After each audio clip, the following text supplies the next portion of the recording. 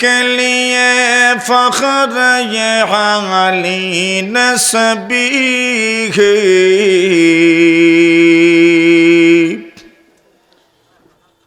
आदम के लिए फख्र ये अली नस्बी है। मक्की मदनी हाशिमिया मुत्तलबी है। मक्की मदनी हाशिमिया मुत्तलबी है। पाकीज़ तरज़ अर्श समा जन्नत अफ़लाक।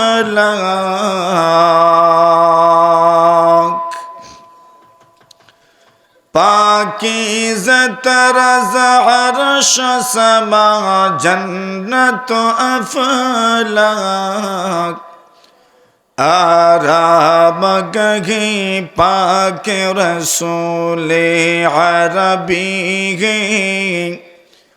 आराम गही पाक रसूले अरबी है। ऐ ज़ाइर बैत नबवी याद रहे ये।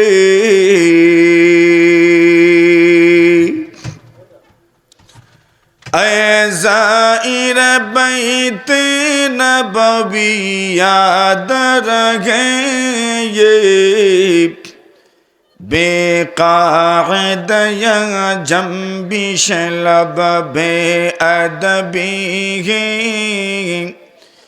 बेक़ाइद या जंबिश लब बेअदबी है।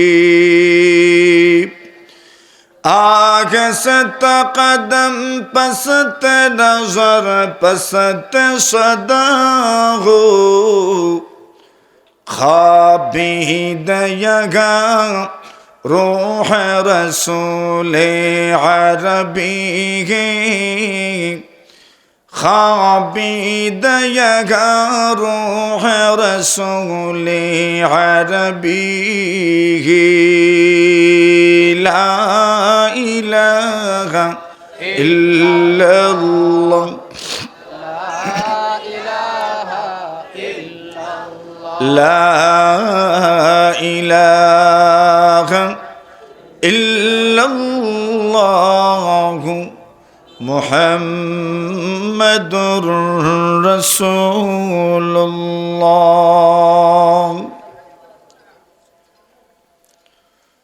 ঐতিহ্যবাহী জনপদ কোলারাই বাজার জামে মসজিদের উদ্যোগে আয়োজিত মুরব্বিয়ান যুবকদের সম্মিলিত প্রচেষ্টায়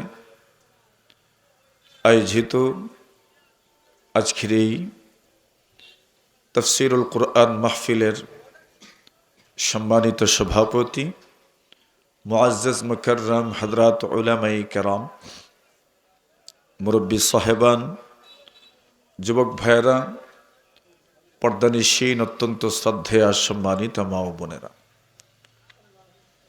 আল্লাহ পাক রব্বুল আলামিনের অসংখ্য অগণিত শুকর আদায় করছি যে মহান রব্বুল আলামিন আপনাকে আমাকে আজকের এই মহতি মাহফিলে রমজানুল মুবারকের গুরুত্বপূর্ণ সময়ে আল্লাহর প্রিয় বান্দাদের সাথে, নেককার মানুষের সাথে এখানে বসার সুযোগ করে দিয়েছেন।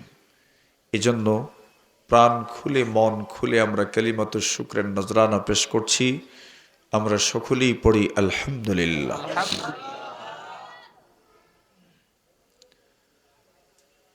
হাদিস শরীফের মধ্যে রমজানুল মুবারকের যত ফজিলত, যত বরকত, যত মহিমা বর্ণিত আছে, এর বেশিরভাগ আপনাদের উলামায়ে কেরাম, ইমাম সাহেবান, খতিব সাহেবান তাদের জবান থেকে আপনারা শুনেছেন। সে হিসাবে আজকে আমাদের এখানে বসা নিঃসন্দেহে আপনার আমার জন্য অত্যন্ত সৌভাগ্যের। কেননা রমজান মোবারকের তারাবির নামাজের পরে অনেক ব্যস্ততা মানুষের থাকে। সব ব্যস্ততা এক পাশে রেখে কোরআনের মহব্বতে, কোরআন নাজিলের মাসে এখানে বসতে পারা নিঃসন্দেহে আমাদের জীবনের বড় বড় আমল এবং আল্লাহর কাছে পছন্দনীয় আমলের মধ্যে এটাও একটা আমল গণ্য হবে। আমরা আশাবাদী, ঠিক না বেটি? আল্লাহ আমাদেরকে তৌফিক দান করেছেন বিদায় আমরা আসতে পেরেছি। রমজান মাসে অন্য সময়ের তুলনায় সবাই আমরা একটু বেশি ইবাদত করতে পারি। কেন পারি? এর পিছনে একটা রহস্য আছে। রহস্যটা হলো আল্লাহর হাবিব সাল্লাল্লাহু আলাইহি ওয়াসাল্লাম রমজানুল মোবারকে সবচেয়ে বড় দানশীল হয়ে যেতেন। নবীজি এমনিতেই দানশীল ছিলেন, নবীজি এমনিতেই দানবীর ছিলেন। রমজান মাসে নবীজির দানশীলতার পরিমাণ অন্য সময়ের তুলনায় 1000 গুণ বেড়ে যেত। তাও বিশেষ করে রমজান মাসের রাত্রিবেলা। কোন সময়? রাতে। এরপরে আবার বলছেন হিনা ইয়ালকাহু জিবরাইল, যখন নবীজির সাথে জিবরিল আমিন সাক্ষাৎ করার জন্য আসতেন।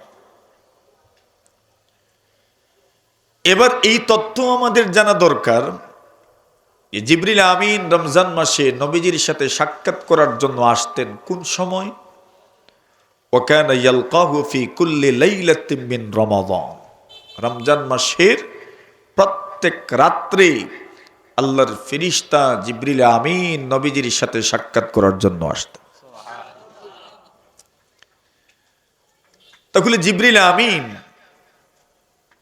ওনার একটা প্রভাব আছে।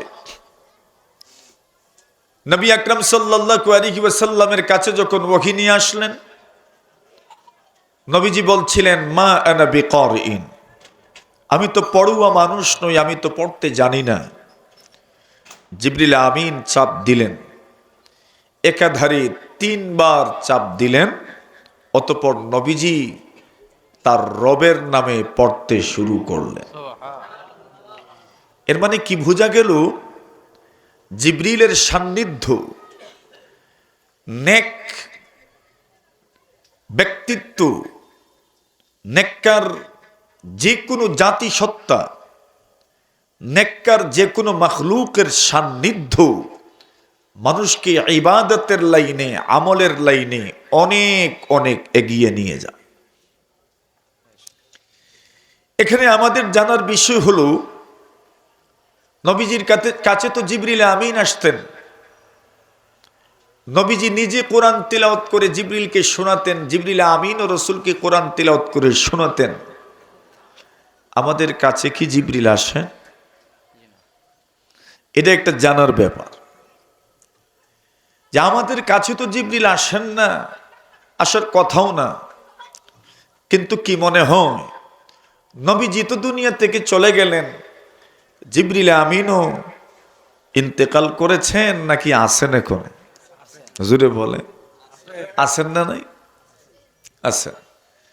তবে তো এই কথা বলার সুযোগ আছে, জিবরিল আমিন এই পৃথিবীর মধ্যে আগমন করেন, মানুষের সাথে সাক্ষাৎ হয়। আপনি টের পান না, আমিও টের পাই না, কিন্তু আপনার আমার হৃদয় রাজ্যে, মন ও জগতে পরিবর্তন এবং পরিবর্তন করার জন্য জিবরিল আমিনের এই দুনিয়াতে আগমন এবং আপনার আমার সাথে মুসাফাহা, এটা হাদিস দ্বারা প্রমাণিত আছে। আসবেন কার কাছে? আমি যদি অপেক্ষায় থাকি তবে আমার কাছে যে আসবেন এর নিশ্চয়তা তো আমার নাই। কোকিল পাখি সব বাগানে যায় না। যেই বাগান সুন্দর, সমৃদ্ধ, পরিষ্কার পরিচ্ছন্ন, সেখানেই তো কোকিলের আগমন ঘটে নাকি? সব জায়গায় যায়, বাগানেই যায়, বাগান তালাশ করে। হর সিনা নশীমন নহি জিবরিল আমিকা, হর ফিক্র নহি তাইর ফিরদৌস কা সৈয়াদ। সবার কাছে জিবরিল আসেন না।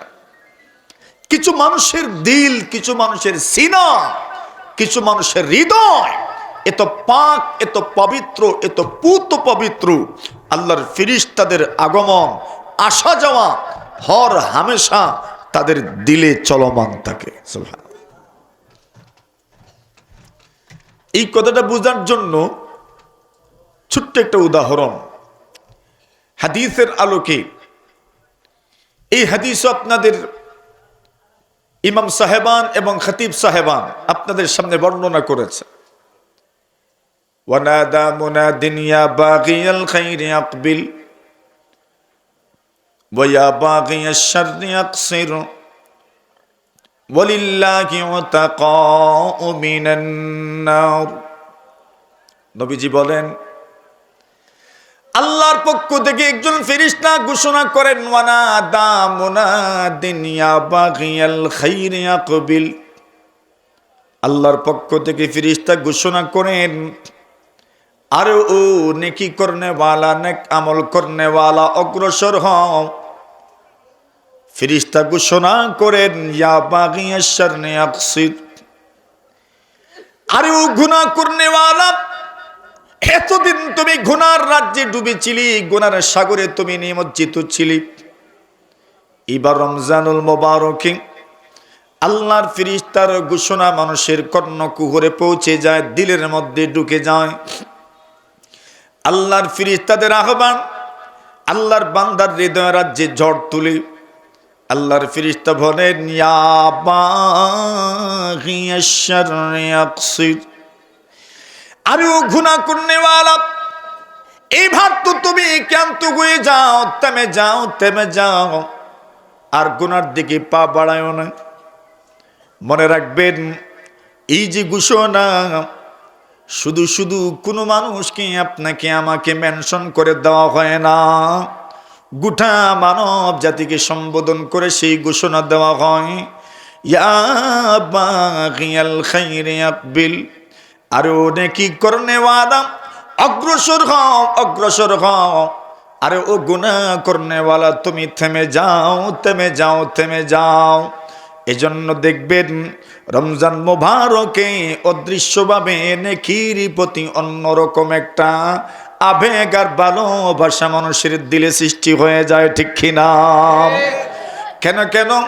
সেই ফেরেশতাদের ঘোষণা, আল্লাহ তাআলার পক্ষ থেকে আহ্বানকারীর ঘোষণা, ওয়া ইয়া বাগিয়াশ শাররি আকসির। আল্লাহর ফেরেশতা ঘোষণা করেন, আরে ও গুনাহ করনে ওয়ালা, গুনার প্রতীক তুমিও শুনে যাও, ইয়া বাগিয়াশ শাররি আকসির। গুনার থেকে তুমি ফিরে আসো, এইবার থেমে যাও, থেমে যাও। এজন্য দেখবেন মানুষ রমজান মাসে গুনাহ করতে চায় না। কেউ যদি গুনাহের মধ্যে ডুবে থাকে তবে মানুষ তাকে সমালোচনার চোখে দেখে, খারাপ চোখে দেখে। বিভিন্ন সময় মানুষ মানুষকে বলে, রোজা রমজানের মাস, তুমি এমন কাজে অংশগ্রহণ করো না। রোজা রমজান, তুমি তোমাকে নিয়ন্ত্রণ করো, তুমি তোমাকে বাঁচাও। এটা কেন করে? আল্লাহর ফেরেশতার অদৃশ্য আহ্বানের প্রভাব। সুবহানাল্লাহ। এর দ্বারা বোঝা গেল আল্লাহর ফেরেশতাদের অদৃশ্য সেই আহ্বানের প্রভাব আমাদের দিল ছুঁয়ে যায়, আমাদের হৃদয় ছুঁয়ে যায়। যার কারণেই রমজান মাসে মানুষের আমল তুলনামূলক অন্য সময়ের চাইতে অনেক অনেক গুণ বাড়ে যায়, ঠিক না বেঠিক? এটা শুধু আমি বলছি নাকি আপনারা অনুভবও করেন? আপনারা বুঝেন তো বাড়ে যে। এখন আসেন সেই ধারাবাহিকতাকে টেনে আমি আমার কথাকে সামনে নিয়ে যাই।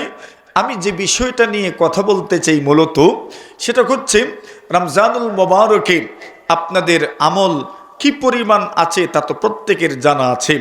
আমি কিছু নফল আমলের কথা আপনাদের সামনে উপস্থাপন করতে চাই, যে আমলের মাধ্যমে আপনার আমার জীবনটা সুন্দর হবে। নফল আমল মানুষের জীবনে কেনই বা জরুরি সেই বিষয়টা আমাদের আলোচনা করা দরকার। কেননা সমাজের অনেক মানুষ নফল থেকে সুন্নত থেকে অনেক দূরে চলে যাচ্ছে। ফলাফল কি, যে মানুষ সুন্নত থেকে দূরে চলে যাচ্ছে খুব কাছাকাছি সময়ের ভিতরে এমন মানুষকে আপনি দেখবেন ফরজ থেকেও বঞ্চিত হয়ে গেছে। কথাটা বুঝছেনই আমি কি বলছি? এই কথাটা বোঝার জন্য আমি একজন বড় মুহাদ্দিস আব্দুল্লাহ ইবনে মুবারক রাহমাতুল্লাহি আলাইহির একটা গুরুত্বপূর্ণ কথা আপনাদেরকে শোনাই। আব্দুল্লাহ ইবনে মুবারক রাহমাতুল্লাহি আলাইহি বলেন, মান তাহাওয়ানা বিল আদাব,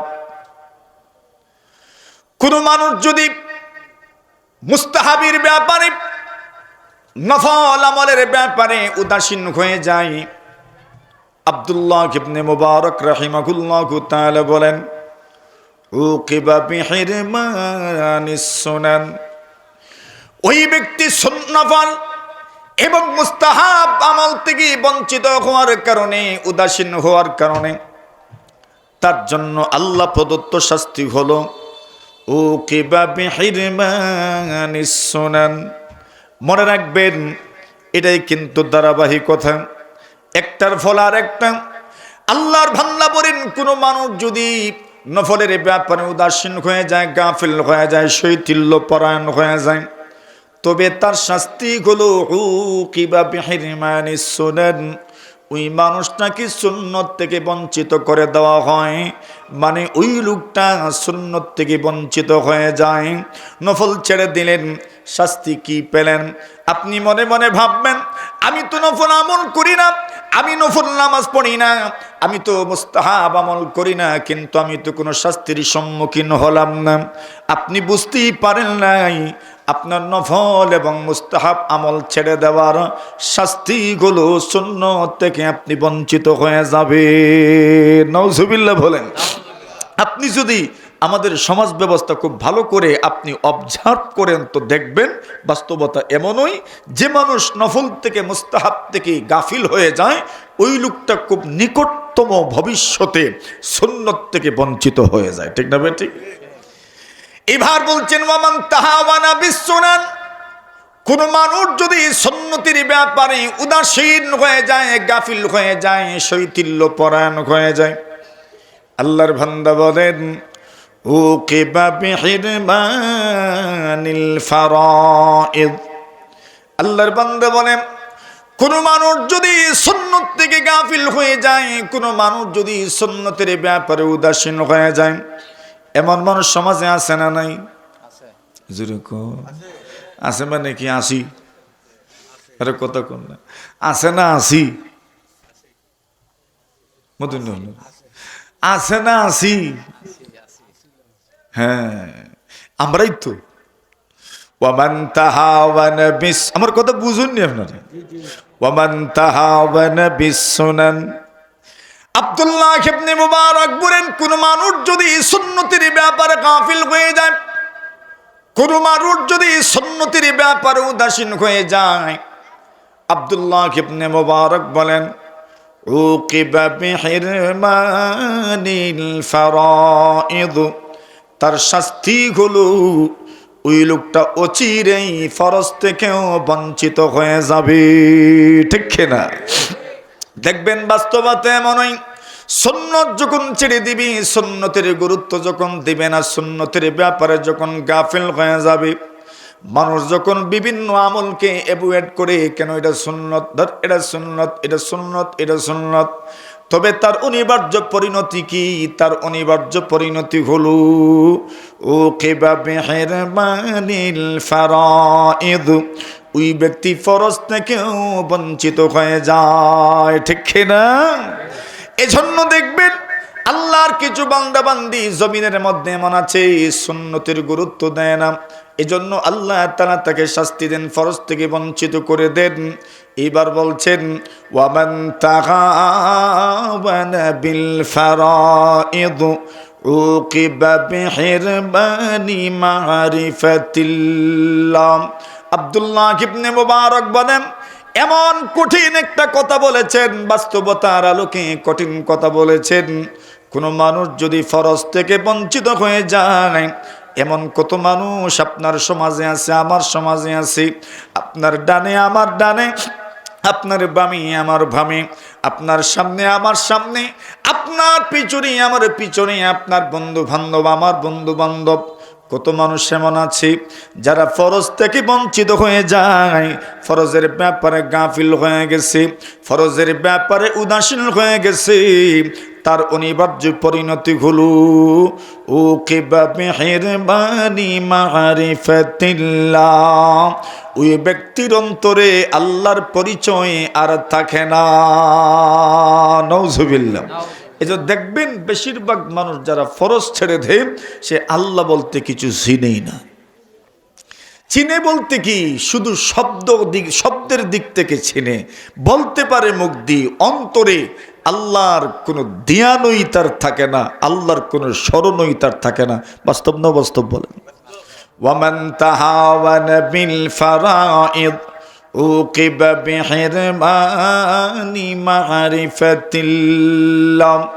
এই জন্য আসেন, আমি যদি আপনি যদি সুন্নতের ব্যাপারে অত্যন্ত যত্নশীল হয়ে যাই, নফলের ব্যাপারে যত্নশীল হয়ে যাই, তবে আপনার আমার কি লাভটা হবে তা জানার দরকার। হাদিস শরীফের মধ্যে রাসূলুল্লাহ সাল্লাল্লাহু আলাইহি ওয়াসাল্লাম বলেন, ইন্না আউওয়ালা মা ইউহাসাবু বিহিল আবদু ইয়াউমাল কিয়ামাতি সালাতু। আল্লাহর নবীজি বলেন, এর উম্মত আমার শুনে রাখো, কিয়ামতের কঠিন ময়দানে আমার উম্মতদের সর্বপ্রথম নামাজের হিসাব নেওয়া হবে। আল্লাহর নবীজি বলেন, এবার নামাজ পড়নেওয়ালা তিন ভাগে বিভক্ত হয়ে গেলেন। একদল নামাজি এমন নামাজি আছেন যে নামাজের নামাজ সুন্দর, শুধু সুন্দর নয়, শুধু সুন্দর নয়, আল্লাহ যেভাবে পড়তে বলেছেন সেইভাবেই নামাজটা আদায় করে। আল্লাহর হাবিব বলেন ফাইন সালুহাত, আল্লাহ নবীজি বলেন কোন মানুষের নামাজ যদি সুন্দর হয়ে যায়, নবীজি বলেন ফাকাদ আনজাহা ওয়া আফলাহ, ওই ব্যক্তি দুনিয়াতেও সফল পরকালেও সফল। কেন দুনিয়াতে সফল আর পরকালে সফল? তার নামাজ তাকে মহান আল্লাহর দিদার লাভে ধন্য করে দিবে। আল্লাহর হাবিব বলেন, আবার কিছু নামাজি এমন আছে ওয়া ইন ফাসাদাত, নবীজি বলেন কোন মানুষের নামাজ যদি নষ্ট হয়ে যায়, মানে কেউ যদি নামাজ পড়েই না, এখন বলেন কার কথা যে আমি বলবো? নবীজি বলেন কেউ যদি নামাজ পড়ে না, নামাজকে নষ্ট করে দিল, নামাজ পড়লো না, আল্লাহর হাবিব বলেন ফাকাদ খাবা ওয়া খাসিরা, ওই ব্যক্তি ধ্বংস হয়ে গেল, দুনিয়াতেও ধ্বংস পরকালেও ধ্বংস হয়ে গেল। দুই প্রকারের মানুষের কথা গেল।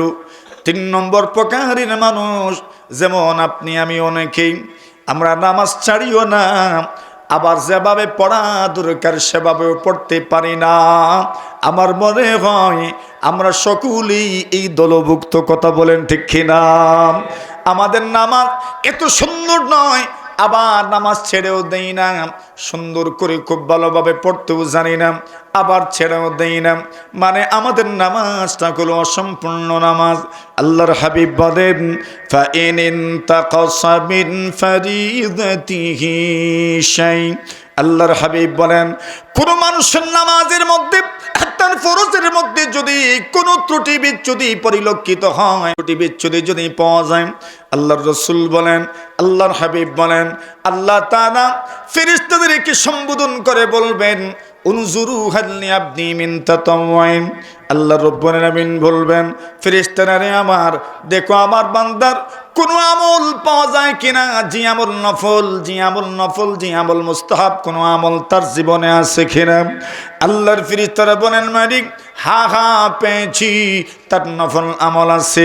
জোহরের আগের 4 রাকাত সুন্নত পড়েছে, জোহরের পরের 2 রাকাত সুন্নত পড়েছে, আবার রমজান মাসে জোহরের পরের 2 রাকাত সুন্নতের সাথে আরো 2 রাকাত নফল নামাজ আদায় করেছে, আসরের আগের সুন্নত আদায় করেছে, মাগরিবের পরের সুন্নত পড়েছে, ঈশার আগের সুন্নত পড়েছে, ঈশার পরের সুন্নত পড়েছে, তারাবির নামাজ পড়েছে, তাহাজ্জুদের নামাজ পড়েছে। আল্লাহর হাবিব বলেন, আল্লাহ বলবেন, উনজুরু হাল লিআবদি মিন তাতাওয়িন, আমার বান্দার কোন নফল আমল আছে কিনা দেখুন। আল্লাহর ফেরেশতারা বলবেন, আল্লাহ হা হা তার নফল আমল পাওয়া যাচ্ছে। আল্লাহ রাব্বুল আলামিন বলবেন, আমার বান্দার নফলের মাধ্যমে তার ফরজের মধ্যে যত ঘাটতি হয়েছে সেই ঘাটতিগুলো পূরণ করে দাও, আর আমার বান্দার নামাজের 100 মার্ক লিখে দাও। আল্লাহর নবীজি বলেন, উম্মাহ শুনে রাখো, তোমার নফল আল্লাহ তাআলা তোমার নফলের মাধ্যমে তোমার ফরজের ঘাটতি পূরণ করে দিবেন। তোমার ফরজের ঘাটতি যদি পূরণ হয়ে যায়, আল্লাহর হাবিব বলেন, শুধু শুধু নামাজের ক্ষেত্রে ব্যাপারটা যে এমন নয়। আল্লাহর হাবিব বলেন, রোজার ব্যাপারে এমন, যাকাতের ব্যাপারে এমন, হজের ব্যাপারে এমন। আল্লাহর হাবিব বলেন, তোমার যাকাত তুমি আদায় করেছো, এই যাকাতের মধ্যে ত্রুটি বিচ্যুতি পাওয়া যেতে পারে, কিন্তু তুমি সেই ত্রুটি বিচ্যুতি তোমার নফল সাদাকাতের মাধ্যমে পূরণ করে নিলাম। তুমি হজ করেছো, হজের মধ্যেও ত্রুটি বিচ্যুতি পাওয়া যেতে পারে, কিন্তু তুমি আবার জীবনে তো মাত্র একবারই ফরজ, কিন্তু তুমি জীবনে একবারই আদায় করো নাই। আল্লাহ আপনাকে তৌফিক দান করেছেন, আপনি আরো আদায় করলেন, অথবা আপনি উমরা করলেন। আল্লাহর হাবিব বলেন, আমার বান্দার ফরজ হজের মধ্যে যে ত্রুটি বিচ্যুতি পাওয়া গেছে, তার নফল হজ এবং উমরার মাধ্যমে সেই ঘাটতিটা পূরণ করে দাও। আপনি রোজা রাখেন, আপনার রোজার মধ্যেও ঘাটতি পাওয়া যেতে পারে, যেমন রোজা রাখা অবস্থায় আপনি আমি যদিও পানাহার থেকে বিরত থাকলাম,